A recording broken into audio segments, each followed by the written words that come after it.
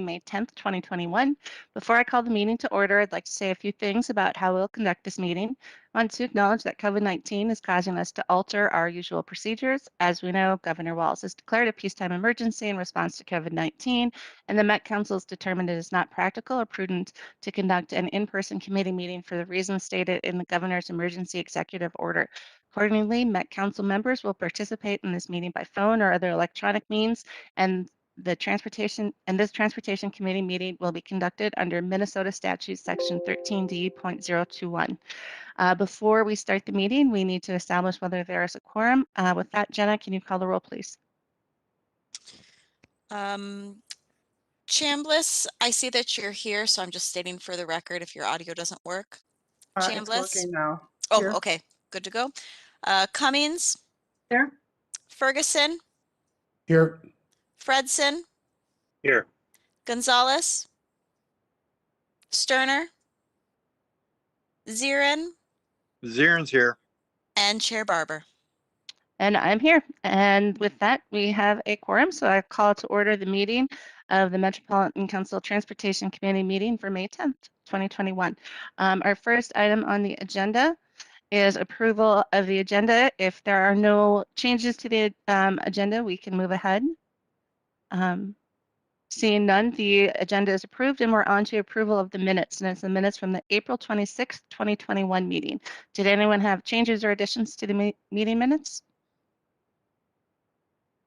All right, seeing and hearing none, entertain a motion to approve the minutes.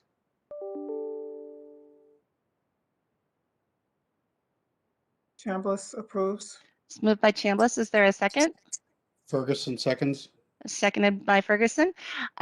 Is there any other discussion? Seeing and hearing none, Jenna, could you call the roll, please? Chambliss, Aye. Cummings, Aye. Ferguson, Aye. Fredson, Aye. Gonzalez, Sterner, Zirin, Zirin's And- aye. and Barber. Aye. With that, the minutes are approved, and we're on to the TAC report. We have David Fenley here. Welcome, David. Hello, good afternoon, Chair Barber and council members. David Fenley, the chair of the Transportation Accessibility Advisory Committee. A quick update for you for the month of May. We met on Wednesday, had some pretty robust discussions. The first one being we got an update from the Gold Line. It was a very nuanced discussion. We provided input on one particular station in regards to some communication facilities at that station and also crossing. And we also got an update on another station that we provided input on. And we're pleased to hear that the Gold Line took all of our recommendations, and that would be to put in a fully signalized crossing at one of the stations, something that wasn't in the original plan. So we're happy that they did that based on our recommendations, and really enjoy the ongoing updates from the Gold Line and all of the different projects at that. We had a general presentation from Marketing and Transit Information Equity and Inclusion Group at the Met Council.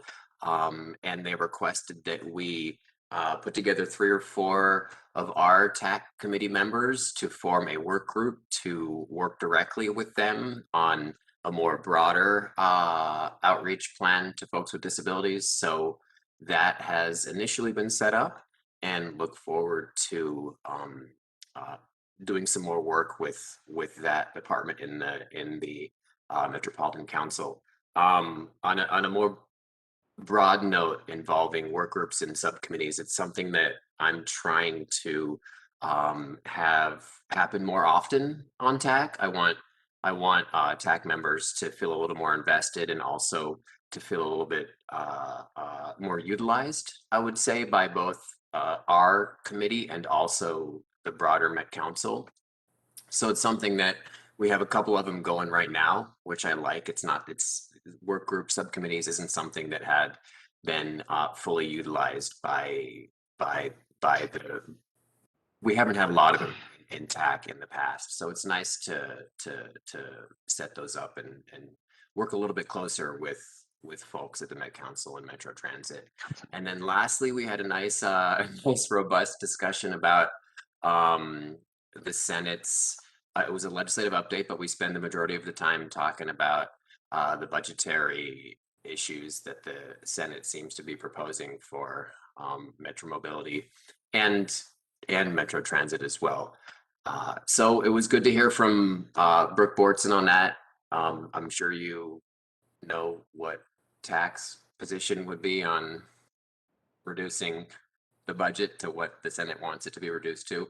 So we provided some feedback on that, and also let Brooke know that if there's anything that you all or your legislative team requires from us, to definitely let us know. That is all I have for you today. Thank you, Chair Barber and council members. Happy to answer any questions. Thank you, David. Are there questions from council members?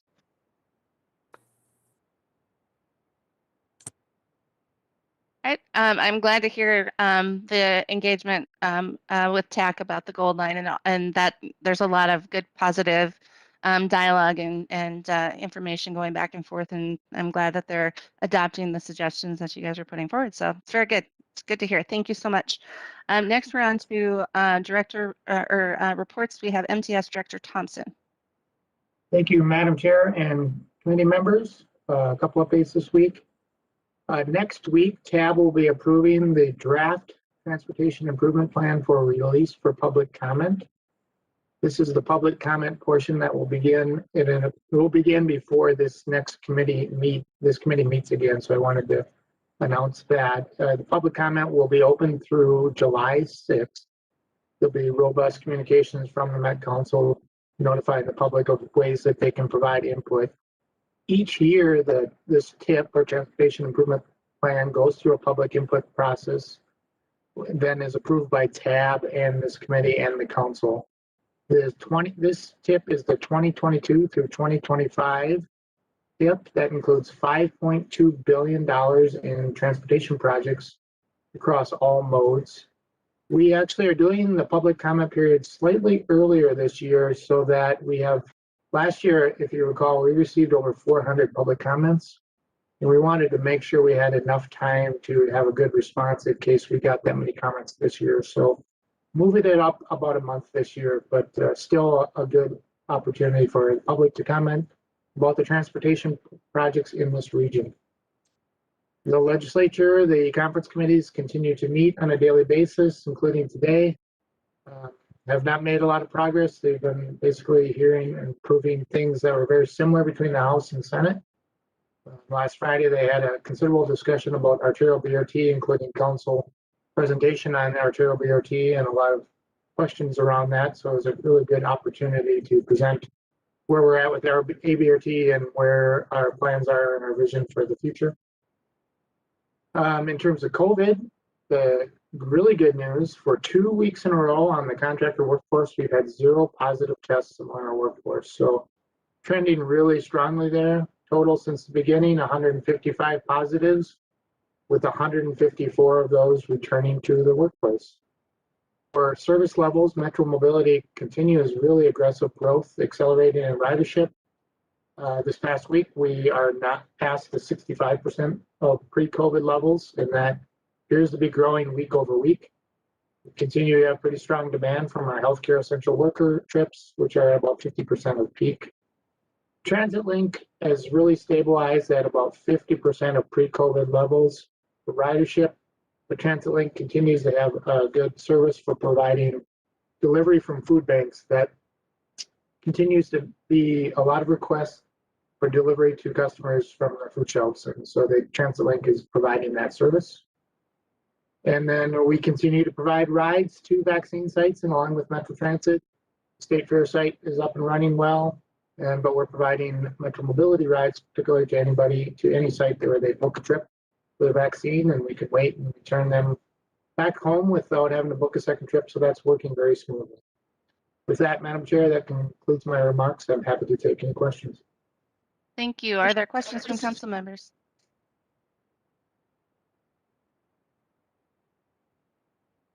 All right. Thank you, Nick. Seeing and hearing none, we'll move on to General Manager Koistra. Thank you, Madam Chair. My report will focus almost entirely on COVID matters this afternoon. So, first of all, Metro Transit now has a total of 425 employees who've tested positive for COVID since the start of the pandemic. We've had 13 employees test positive since our last meeting on April 26th. And once again, we are not seeing any hotspots or patterns or experiencing any operational impacts due to the positive cases. With respect to the mobile vaccination unit that Council Member Bento spoke about, the last committee of the whole, the mobile vaccination unit buses that we developed in partnership with the Minnesota Department of Health are operating now 4 days a week with up to 4 buses each day. The first outstate vaccine bus caravan will start next week in central Minnesota communities of Long Prairie, Clarissa, Bertha, and Staples. So I just want to mention that we're thankful that operator James Yang and assistant manager Mary Johnson eagerly volunteered, I'm told, to represent Metro Transit on this trip and this important work out to outstate Minnesota. In terms of the governor's announcement on ending many of the COVID restrictions, with the announcement of the governor's plans to significantly turn the dial, we're in the position of a transition that we had been anticipating. This is not an unexpected change. We assumed that restrictions would be loosened up by early to mid-summer, and that the larger impacts on travel would be more fully realized in the fall after Labor Day. In our conversations with downtown businesses, this assumption still seems to be holding true. They still seem to point to post-Labor Day as when more businesses as usual, or at least as post-COVID usual, will start occurring. The greatest impact of the governor's changes may be on transit vehicle capacity limits. We will consult again with the Minnesota Department of Health to determine next steps with respect to changes to those limits and discussing the possibility of lifting those limits. So service planning is continuing, as well as planning and communicating changes related to return to office procedures, public access to facilities, special events, protocols, etc. With specific regard to the federal mask mandate, transit is under a federal mask mandate that currently extends until September 13th. So it appears that we will need to continue the mask mandate on transit well beyond when the state lifts its mask mandate by no later than July 1. But we are also reaching out to FTA to see if there's any plans at the federal level of an earlier change to that mask mandate from the current September 13th date. So with that, Madam Chair, I'll be available for questions. Thank you, Wes. Are there questions from council members? All right. Seeing none, thank you. Now we're on to our business. Our first item of business is the consent agenda. Did anyone have any changes or questions on the consent items? All right. If not, I'd entertain a motion to approve the items on the consent agenda. Cummings moves approval. Moved by Cummings. Is there a second? Fredson, I'll second. Seconded by Fredson. Is there any other discussion? All right. Seeing and hearing none. Jenna, could you call the roll, please? Chambliss, Aye. Cummings. Aye. Ferguson, Aye. Fredson. Aye. Gonzalez, Sterner, Aye. Zirin, Zieren's an aye. Barber. Aye. With that, the consent agenda is passed. Next, we're on to business item number 2021-107. It's a Metro Transit bus diesel fuel supply contract, and we have Abel Mumbai here. Thank you, Madam Chair and members of the committee. The proposed action before you is for the Met Council to authorize the regional administrator to award and execute a 4-year contract with Manfield Diesel to provide bus diesel and delivery services in amount not to exceed $49,015,779.39. Metro Transit has about 875 buses that are diesel powered and requires a new contract to be able to continue operating. The diesel price is based on the daily index and estimate the quantity is based on our usage over time. A pre-bid meeting was held by council employees to outline the requirements for potential bidders. Procurement facilitated a bid opening on April 6th, and 6 bids were received. The Office of Equal Opportunity did not set an MCOP goal for this project based on subcontracting opportunities.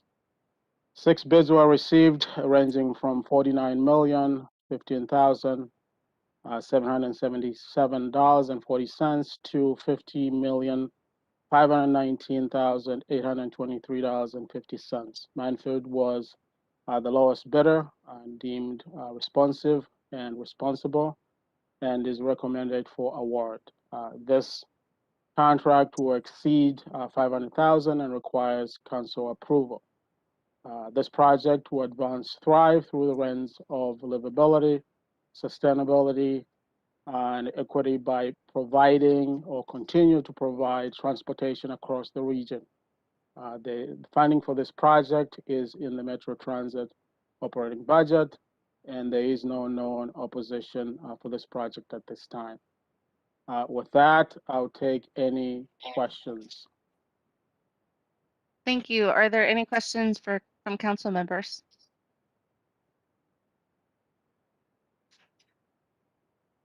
All right, So seeing, that oh, company is, sorry. go ahead. Go ahead, Councilmember Chambliss.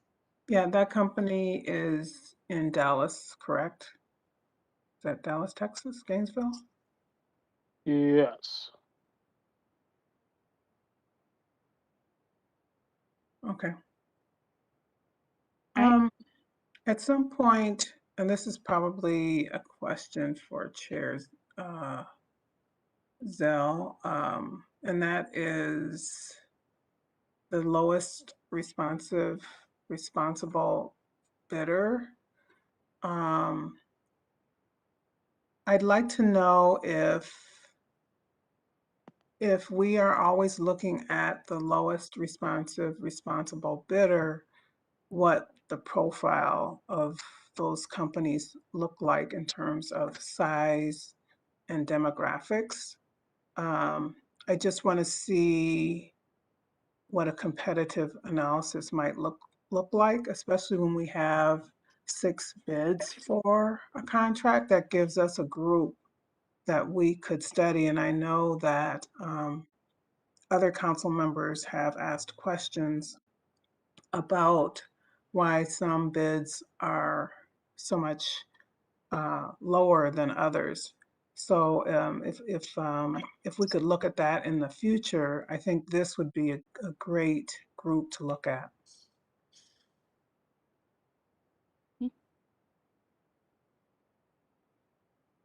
We'll make sure that, I see Jody's on, so she heard, so that, perfect. All right, additional questions or comments? All right, seeing and hearing none, I'd entertain a motion to approve business item 2021-107.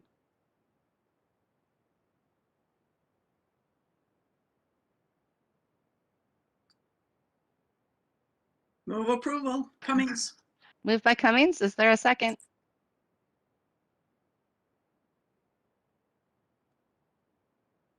Seconded by Zirin. Seconded by Zarin, is there any other discussion? Seeing none, Jenna, could you call the roll, please? Chambliss, Aye. Cummings, Aye. Ferguson, Aye. Fredson. Aye. Gonzalez, Stoner. Aye. Zirin, Aye. and Barber. Aye, with that, the motion passes. Thank you, Abel. Thank you. Have a good day. Next, we're on to business item 2021-108, which is Southwest LRT Civil Construction Change Order.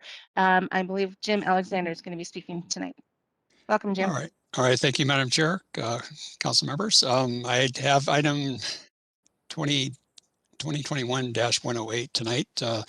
This is a change order to the civil construction contract for additional contaminated soil disposal. And the action is that the Metropolitan Council authorized the regional administrator through the Southwest Light Rail Transit Council authorized representative to negotiate and execute a change order for contract 15P 307A with London McCrossin Joint Venture in an amount not to exceed $21,155,890 for additional contaminated soil disposal.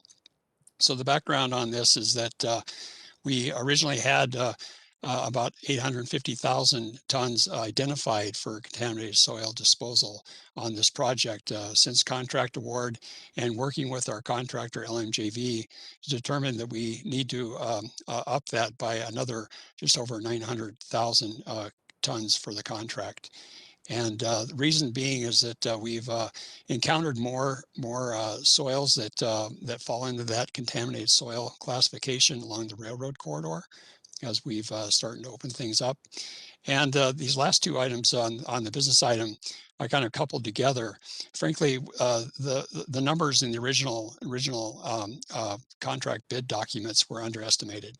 And a lot of challenges had to do with the linear corridor, 14.5 miles, and not a lot of areas where you can store materials and reuse them, because some of these contaminated soils could be reused, and the contractor is doing that where they can. But there isn't just a lot of opportunity to stockpile soils, and so those need to be hauled away. And so it's also just relates to the suitability of those materials as well, whether they can be compactable, because they might be too wet, for example, to be able to compact them into a proper order. This change order will include work performed by DB firms. We say we have a pretty strong contingent of DB trucking firms under the contract with LMJV, and the contractor will maintain a 16% DB participation on the overall contract. They are currently, as of the end of March, they are running about almost 21%, 20.6% on the DB front. So, Madam Chair, I'll be glad to take any questions. Thank you. Councilmember Chambliss. Yes, thank you, Chair. I'm curious about the contamination source. Is it all customary, or has it ever happened that we look at getting support for payment on the contamination because of the increased expense that we have once we find it? Do we get compensated for that, or does that have to come through a grant Yes, ma'am. directly? Yes, Madam Chair, Council Member, that actually would have to come through a grant. We actually have some ERF funds through the county that are paying for some of the contaminated soils, but we have essentially a formula set up for this project in terms of how much money we're getting into the project to pay for things, and that's been settled as we got into the FFGA. Okay. All right. Additional questions Madam from Chair. council members? Madam Chair, this is Raymond Zirin. Councilmember Zarin. Thank you, Madam Chair. Mr. Alexander, just a basic question here. If we're hauling out 853 tons of contaminated soil, what are we hauling back in, or is it just a net loss, or just, and where does that get made up from? Just a general question here. Sure. Well, that's going to, Madam Chair, Councilmember, that's going to be a little complicated. I don't know if I'll be able to fully answer that. I didn't have those quantities handy in terms of what's coming in, but we have all sorts of different type of materials being brought in. There's class 5, which is sand and gravel mix that goes under roadways. We have ballast that goes under the railroad, under the LRT tracks. There's all sorts of different type of soil material that come into this project. I think when we're looking at any project, it's ideal if we can balance what comes in, what comes out. And, you know, if you're working on a project, say, let's take the stadium, for example, one location. That's easier to do because the contractor is able to stockpile in one part of the site and maybe reuse those soils. In this case, we're 14.5 miles, and it's rather difficult to, if you're working on something at Southwest Station and wanting to use that fill that was there that was excess over in Hopkins, that's a little difficult to time everything to make sure that that can work out from a timing perspective and just the hauling costs. So we do have, maybe just expand my response, we do have soils identified, whether it's contaminated and it's some of it's classified that it has to go to landfill right away. Some could be used for a reuse, and we try to do that as much as we can where we have the opportunity to reuse those soils. So I don't know if I fully answered your question because I don't have quantities necessarily on hand. Sure. Madam Chair, if I could Yep. have a follow-up question. Go ahead, Councilmember Zarin. Thank you for the time. Well, it's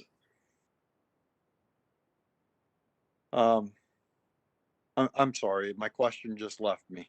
Well, I saw Councilmember Chambliss had her hand up, so if you think of it again, just let me know. So Councilmember Chambliss. Thank you. Yeah, I totally relate because I had to kind of reformulate my thoughts too. So my question is related to the reporting when contamination is found. Is there any reporting that happens when we find soil that is contaminated? How do you find out how far the contamination is beyond the project? Or is that for someone else to look into for trending and tracking? Sure, Madam Chair, council members. So that is all tracked. We track all the materials that go out and leave the site for contaminated materials, and we actually have a consultant that helps us with that process. So they're on site as soils are being excavated, and so we have a general idea from our pre-construction studies in terms of how deep these soils will go, the contaminated materials. So we have a general idea, but it's also that inspection that'll validate that we've taken those materials out and dispose of them in a proper manner. Councilmember Chambliss. Yeah, so if you get a sample, but does anyone go and see how far beyond our project it goes?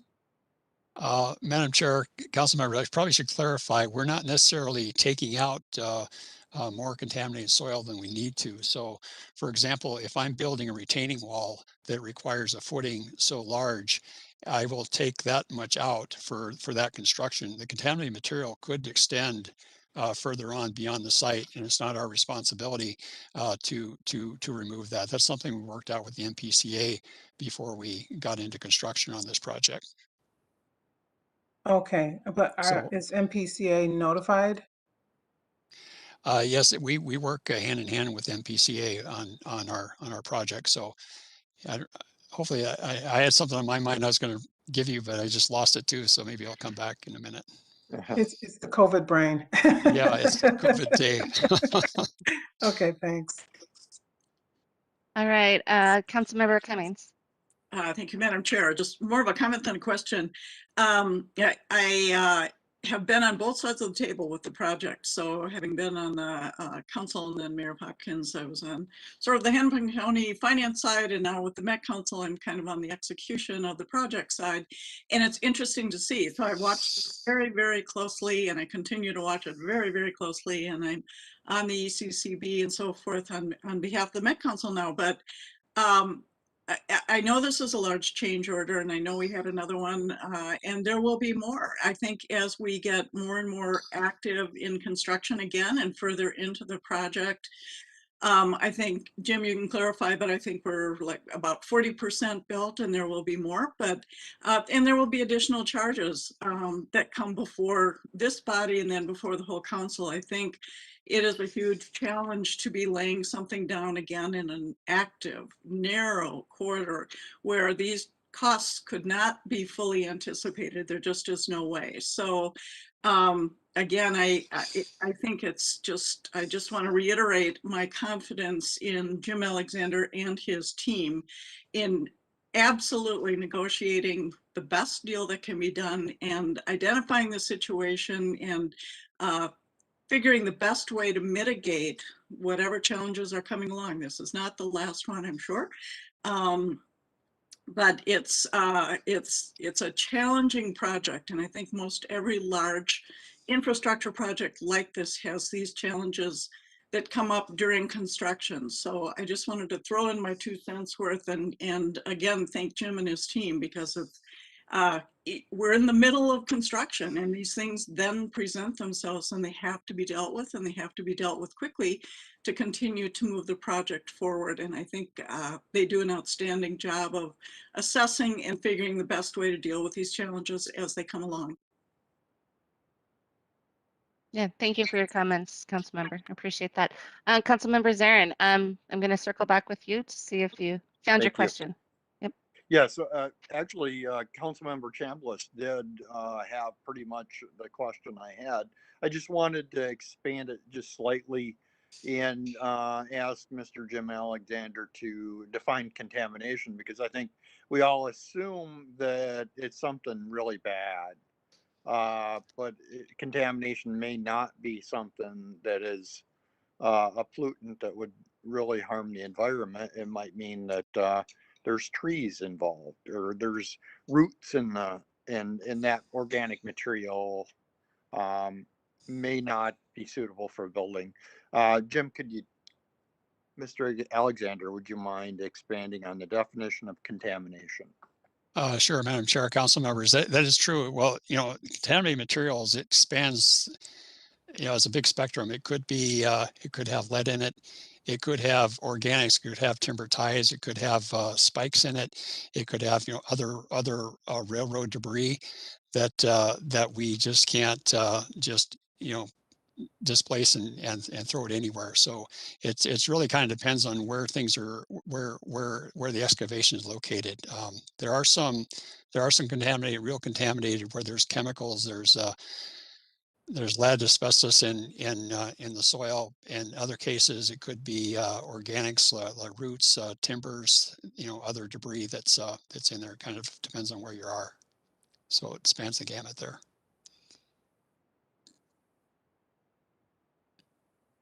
Thank you. Additional questions or comments from council members? All right, seeing and hearing none, I'd entertain a motion to approve business item 2021-108. Cummings moves approval. It's moved by Cummings. Is there a second?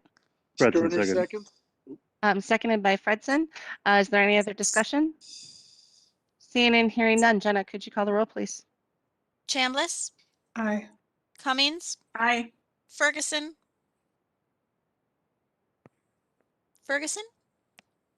Aye. Fredson, Aye. Gonzalez, Sterner, Aye. Zarin, Zierens and I. and Barber. Aye, motion carries. Thank you, Jim. Appreciate it.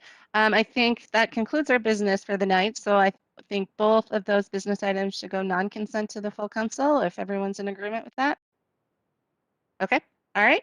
So next we're on to our information items. So we have the electric vehicles planning study, and we have Tony Fisher and Caitlin Bachlan, who's from the Great Plains Institute, joining us tonight.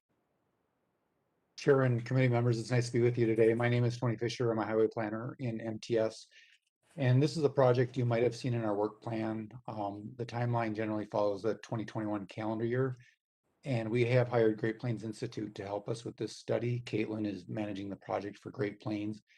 And she's going to share with us some background on electric vehicles in general, a little bit about our planned scope with this project. And then we have the intent to return in the fall with draft strategies to accelerate the adoption of electric vehicles and wrap up the study by the end of the year. But Caitlin is going to present today, so I'll let her take it away.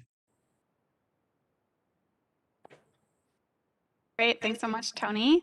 Good afternoon, Madam Chair and council members. It's great to be here today, and we can advance to the next slide. I'll kind of talk to you about what we're going to be talking about today. So just an overview of the presentation. I'll talk a little bit about, just some EV 101 to make sure that you're all familiar with the topic, and then talk more specifically about how our EV market is looking today, what's needed to scale electric vehicles, and then talk more specifically about the planning study that Tony referenced. So next slide. All right, so just so you all are aware of, when we're talking about electric vehicles, we really mean the kind that plug in. And so we're not talking about your traditional hybrid electric vehicle that you might think about, like a Toyota Prius, for example. It is true, it has a portion of its motor that is electric, but it's only fueled from braking. It's not fueled by, plugging into anything. So for the sake of this presentation, we're talking about 100% electric vehicles, which are all electric, battery electric vehicles, and then plug-in hybrids that have both an internal combustion engine as well as an electric motor, but they do plug in to get fueled. Next slide. So while we're talking about electric vehicles today, they offer a swath of benefits for individuals and the public at large. So we're talking about greenhouse gas emission reductions, zero tailpipe emissions from battery electric vehicles. I'll talk more about that in a minute. It also helps meet state climate and energy goals. There's less maintenance as well, which means more dollars in your pocket, whether you're a consumer or a fleet. And in general, it's just fun to drive, it's smooth, there's no acceleration lag, and it's quiet. So if you haven't test driven an electric vehicle today, I highly recommend it. We can go to the next slide. So if you don't know already, the transportation sector is the highest emitting sector of greenhouse gas emissions, both in the US and in Minnesota. So if we look at the next slide, which covers Minnesota greenhouse gas emission reductions, you'll see that for transportation, which is that first column, there was a little bit of a change from 2005 to 2018, but there is just an incredible amount that we could still reduce. So in that same time period, electricity generation reduced 29%. Meanwhile, you'll see that there was a big increase in industrial, residential, and commercial. And so we need to kind of balance across the board and reduce emissions where we can. And there is just a great opportunity to do that within the transportation space. So on the next slide, this presents what that opportunity looks like in terms of greenhouse gas emissions. And so when you're looking at just one electric vehicle, even if you're charging it on a traditional electric grid, such as the one in Minnesota, no matter where you are in the state, you'll see that when you're going from a gasoline vehicle to an EV charged on the grid, there is a significant reduction in carbon dioxide emissions, as well as NOx and particulate matter. And then if we charge that same vehicle on a grid that's solely charged with renewables, it's even more drastic. And so that kind of presents the opportunity that we have just for one car. And on the next slide, you can see kind of the same analysis, but it's just a little bit different because it teases out the percentage that is due to driving or fuel combustion, fuel refining, fuel feedstock production, and vehicle and battery manufacturing. So even accounting for all of those things, electric vehicles still offer really great greenhouse gas emissions. So you might be thinking to yourself, well, we looked at one car, but what about an entire fleet of cars? So when we go to the next slide, you'll see this table kind of presents that opportunity looking at where Minnesota could go. So let's say on Xcel Energy's 2025 grid mix, which from previous slides, we saw offers a significant reduction in greenhouse gas emissions just from one vehicle. And we take that and we say, okay, if our light duty fleets had 5% electric vehicles, that equates to 91,000 electric vehicles. That means you have 364,000 tons of carbon dioxide that you could reduce annually. And of course, if you increase that percentage of EV adoption in the passenger fleet, that reduction continues to be magnified. Similarly, if you're also greening the electricity grid, you can see how the impact that that has on the overall carbon dioxide emission reduction potential. So we can go to the next slide. I also mentioned that there are some maintenance savings, which means more dollars in your pocket. And so this slide kind of covers that. You'll see on the left here, you have the maintenance schedule for 2016 Chevy Cruze, which is a gasoline vehicle. You can see all of the maintenance suggested for that vehicle. And then on the right, you can see the maintenance suggested for a 2017 Chevrolet Bolt, which is an all-electric vehicle. So really what they're suggesting is rotating tires, replacing your air filter, and then draining and filling coolant circuits. And really that's it over the life of the vehicle. That's all the maintenance that you would expect. So it saves a lot of time and a lot of money. So we can go on to the next slide. Now we're going to start getting into more of those EV basics, EV 101. All right, so you're probably mostly familiar with light duty electric vehicles because you see those on the road pretty frequently, especially Tesla. I'll just say that nearly all new battery electric vehicles today have ranges over 150 miles. So that means they really lend themselves to a lot of different use cases, including commuting, road trips, car sharing programs, Uber and Lyft driving, and others. There's only one vehicle that I know of, which is the Mini Cooper, that has a range less than 150 miles. And so we're just not seeing ranges these days that are less than that. Regarding charging, you will, of course, need to plug into an outlet or a charging station to fuel up your vehicle. There's 3 main levels here. Level 1 is going to be your slowest charge, basically just a wall outlet. It's going to give you 2 to 5 miles of range per hour, and that equates to 24 to 60 miles of range if you plug it in overnight for 12 hours.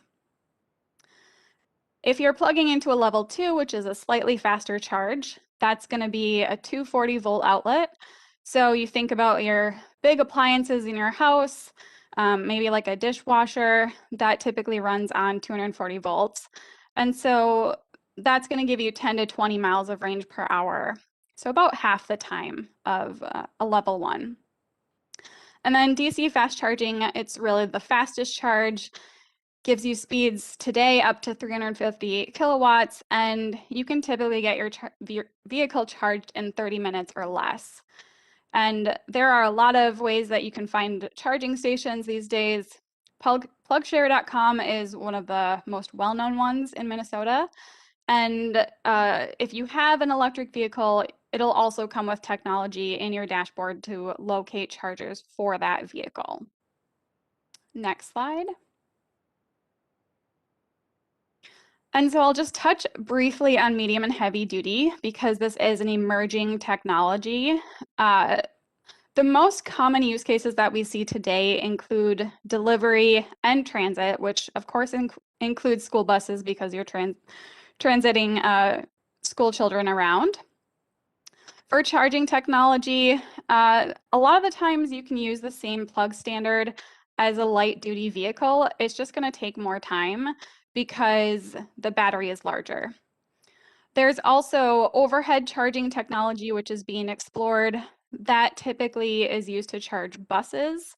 and it can provide a greater power than if you're just plugging it into a charging station. Further out, we're looking at long-range semis, garbage trucks, and even airplanes. These are all kind of in their demonstration phase, so not going to focus too much on that today, but just wanted to give you a sense of where the market is going. So as I mentioned today, you'll commonly see delivery trucks, which could be either class 4 or class 5, and then also transit and school buses being electrified. So that kind of gives you a sense of what the market looks like today in picture form. Next slide. All right, so now we're going to get into what the market looks like today, looking more specifically at data. So today we have, this is just a snapshot, and I mean, you'll see that when I was developing these slides, it was back in February. So I'm sure if we look today, these numbers would be even higher, just because the technology transforms so quickly and more charging stations are being rolled out every day. But what this slide really shows is how many charging stations we have available today, along with how many vehicles we have today. So you can actually do some math here and calculate, how many charging stations does it break down if you're looking at, like, let's say we take Tesla vehicles out of the picture. You can play around with this data set and figure out, what the trajectory looks like today. And that can really be a useful tool if you're wanting to figure out like where charging stations should be built within a certain area. So it's just a helpful tool to kind of let you know what's happening today and then figure out where you want to go from here. Next slide. I also want to point out that the Volkswagen settlement that the MPCA is operating, that aims to fund 39 new charging stations just as part of phase 2 along these corridors that you can see pictured. And so infrastructure is increasing, annually. And so that gap is getting better. But we definitely need to add additional charging stations to encourage more people to drive electric, really just helping to reduce range anxiety and give them more comfort. We can go to the next slide. All right, so you're probably wondering, how many vehicles do we have on the road today? So this looks at EV sales. So you can kind of see, we started back in 2011 with just a very small amount of plug-in hybrids, and that has quickly scaled.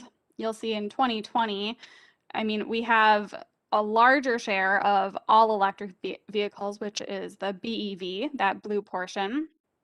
And at the time of this snapshot, we were just a little bit into 2021. So that's why you see the drastic drop in 2021. But we anticipate that, it's going to be on par with 2020 or even higher. The other thing to point out on this slide is that even though our sales have been increasing, the overall share of electric vehicles in that light duty market is relatively low. So it has been increasing, but if we want to really meet those climate goals, we need to increase that demand even higher. So you can see it's only about less than 2% today. So we can go to the next slide. All right, so there's an animation here, so you can click again. So we just wanted to highlight all of the great commitments that companies like General Motors and Volvo, Ford are making when it comes to electric vehicles. This really underscores why we're scaling EV adoption, because there's so many commitments out there. So we can go to the next slide. All right, so we looked at what's happening in Minnesota in terms of EV sales, and now this slide presents US annual EV sales forecast. So looking into the next 20 years, kind of where we're going to be at. I'm so sorry about that. And so what this is getting at, we can go to the next slide, which kind of pulls out some numbers here.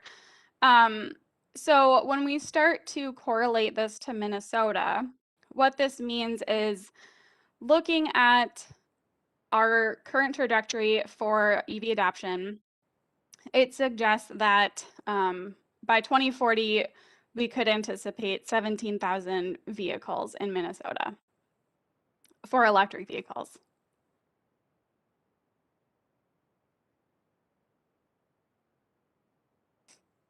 I think my air in here is just very dry, so I apologize if my voice is getting scratchy. We can go to the next slide. And then, yeah, this just breaks it down even further, so you can see kind of what it looks like when we're correlating US to Minnesota sales. It's really 7% of sales by 2040. Next slide. All right.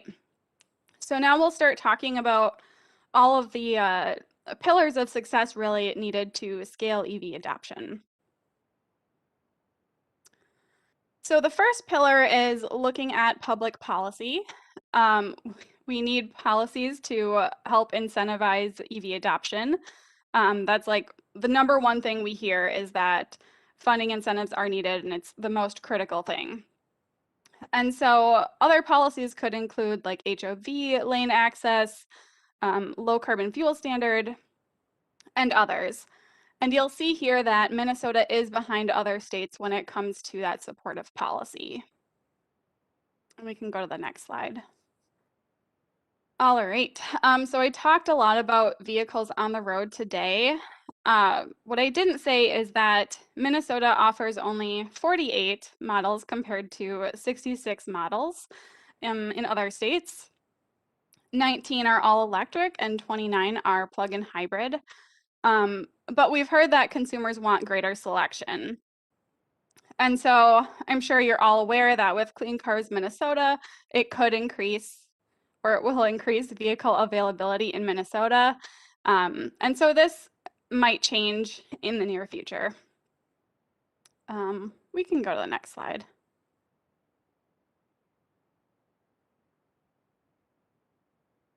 All right. So then when we're looking at charging stations, another thing that we hear very frequently is that we need more charging stations. Again, just wanting to make sure that there's no range anxiety for people thinking about an electric vehicle, wanting to provide that greater comfort to travelers.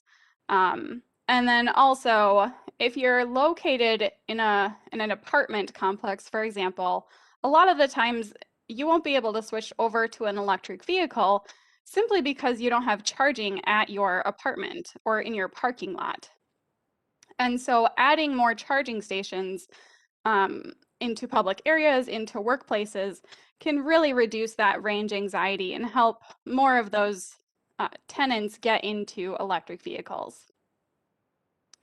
Next slide. There's also utility EV programs. So you might be following what's happening at the PUC, Public Utilities Commission. There's common programs there, of course, that they're encouraging. And so a lot of the times what we see here are utilities helping to deploy charging infrastructure, supporting that fleet adoption for electric vehicles, and then also specialized rates and educating consumers. Lastly, the thing to highlight is when utilities can provide a lower cost for charging, that really does encourage people to switch over to an electric vehicle because it costs even less to fuel. Now we can go to the next slide. The last thing to highlight in terms of a pillar of success is EV-ready cities. So this is something that the Great Plains Institute has been developing for quite some time. We're getting ready to actually launch a pilot program that will help cities explore this a little bit further. But it really comes down to these 5 different things: policy, regulation, administration, programs, and leadership. And you can read the full detail on this slide. But this is just highlighting that local governments are definitely needed to help increase EV adoption across the state of Minnesota. All right. So then next slide, and we can advance one more. So as Tony talked about at the beginning, our planning study is really looking to dive in deeper for the Met Council region on electric vehicles. And so we are going to be identifying strategies that accelerate EV adoption in the Twin Cities as a way to guide future investments and policies, inform the 2040 Transportation Policy Plan, and we're hoping to have everything wrapped up by the end of this calendar year. Next slide. As part of this study, we are doing significant engagement with several different components. And so we have a technical advisory committee consisting of a lot of different stakeholders. We'll be reaching out to fleet managers as part of a fleet analysis that's part of the study, interviewing equity groups, and then we'll also be holding a webinar toward the end just to inform a broader population. And then I think my last slide is the next slide, just some planned outcomes here. So we're going to be producing a white paper that will provide more detail on what I just covered under this presentation. We'll talk about data analysis, fleet analysis, EV use cases. We're looking at charging needs, kind of what's happening today and what that gap looks like and where we need to scale. And then lastly, identifying and recommending strategies to really help the Twin Cities scale EV adoption. And so everything will be packaged into a summary report and presentation. And with that, I can take any questions. Thank you, Caitlin. Are there questions from council members? The council members. Councilmember Chambliss. Councilmember Zarin, go ahead. I deferred Chambliss. All right, Councilmember Chambliss. Oh, it's more of a comment that I'm really glad that we're doing this study. As most of you know, we got a lot of calls about why our entire fleet of electric buses wasn't. Our entire fleet of transportation buses was not electric, and the challenges that we had with the charging stations, and I think, as you said, it's not the exact word, but the anxiety around not being able to get charging when you need it is so important. And now we can say that for those people that are so in the legislature and in our constituency base, that we have a study. We are looking at the usage and increasing usage of electric capabilities. So this is wonderful to be able to tell them about what we're doing. Thank you, Councilmember Chambliss. Councilmember Zarin. Yes, thank you, Chair Barber. A few things I wanted to bring up here. Of course, I'm totally into car charging. I'm into electric vehicles. Most people know on the council I'm an electrician, so I get jazzed up about this stuff, right? And I have to give myself some praise here because I'm installing a car charger on the Gunflint Trail, and that'll help some people with some range anxiety. I'm sure people will be able to pull up the share plug app and say, I'm going to that lodge because they have a level 2, a top end level 2 charger there, and they'll be able to enjoy the Boundary Waters canoe area. Um, uh, I wanted to bring up that dishwashers don't use 240 volts. Maybe talking about the range outlet or the dryer outlet would be more appropriate with that. Typically, when I'm doing a residential install, I'm basically putting a range outlet in the garage for the Tesla owners. If they're non-Tesla, they tend to have something that's hardwired.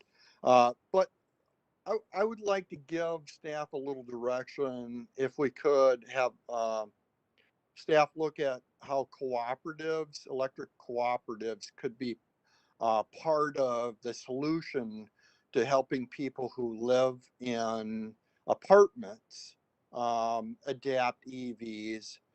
Because it seems to me a cooperative is a membership, and people that live in an apartment could still be a cooperative member, have a cooperative membership. A electric cooperative could put in the infrastructure and public spaces and provide, some technology there to be able to connect on the back end using the phone and be able to use the member number or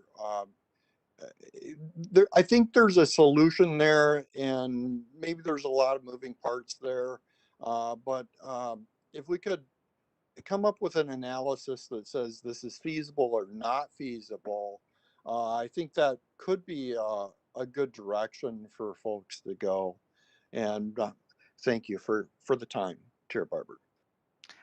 Thank you, council member. And all I could envision was this electric cooperatives and my favorite topic of mobility hubs somehow. Be a great way to kind of build something like that. So council members Aaron, or Sterner, pardon me. I thought I saw your hand up. All right, thank you, Chair Barber. I just want to maybe make some comments and observations. So I am an electric car owner. I own a Chev Voter 2013 model where it does have a 40-mile range, but mostly that's adequate for me. And my son bought a vehicle as well. What I'm seeing is mostly when my observation is like a lot of the car companies, the dealerships, even the large ones are lucky they're going to have one electric car in the whole lot. When we're dealing with Chev and Ford, and I think like you're probably how you did in your presentation is there is a lot less maintenance. I'm just doing wiper blades, change the fluids maybe about once a year, and rotate tires and one set of new tires. Otherwise, that's it. And I think some of the dealerships don't want to sell those because they make a lot more in the service part of it in the parts area. So I think that kind of like limits them from being sold. But I think once it hits that tipping point and competition, I think it'll help. And the other thing is I'm seeing like council member Zurin brought up is like there's a lot of places where it's hard to do charging. I'm finding places, but if there was maybe some support of shopping centers or small businesses or office buildings where they could maybe help them put in some plugging stations and maybe at cost or a little bit more or some incentives for them to do it, I think that would really help break it open. So when clients and customers and people work in offices can charge at work, and that I think that would make a big difference with it. So thank you for the presentation, and I'm looking forward to Metropolitan Council joining the wavelength with electric buses soon. Okay. Any additional questions or comments from council members?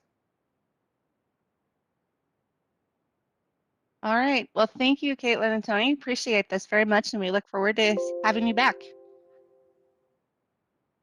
Perfect. Well, with that, our business is done for the night, so you get about an extra hour back in your day. So enjoy it and have a good evening, everyone. And we are adjourned.